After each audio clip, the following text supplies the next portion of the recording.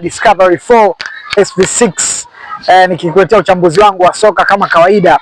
Bana, tumeona Kylian Mbappe ameweza kufunga mabao manne, klabu yake ya Real Madrid ikifunga Olympiacos ya kule Ugiriki katika mchezo wa Champions League mabao 4-3.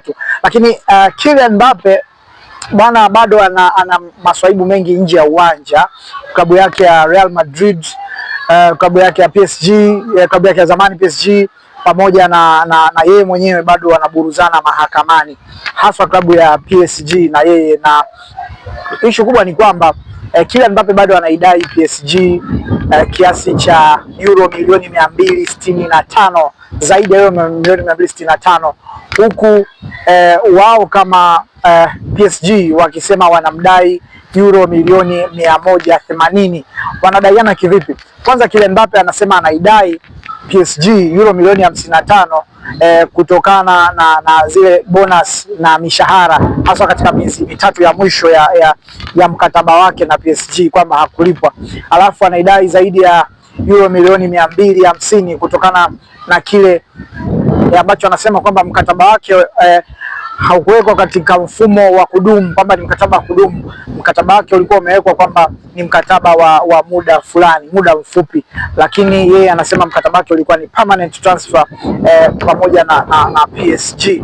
Lakini wao PSG kama PSG wanasema kwamba wanamdai Kylian Mbappe euro milioni 180 kutokana na kwamba wao walikosa uhamisho wa kumuuza Kylian Mbappe kumpeleka katika timu ambayo wangemtaka. Wanasema walipata ofa ya euro milioni 300 kutoka kwa timu ya Saudi Arabia, Al Hilal ya Saudi Arabia, ambao walimtaka kwa euro milioni 300, lakini walishindwa kumpata kutokana kwamba Mbappe aliondoka bure kwenda Real Madrid baada ya mkataba wake kuisha, ingawa wanasema alishawakubalia kwamba anataka mwanzoni aliwaambia kwamba atabaki, lakini baadaye akawaambia kwamba anaondoka.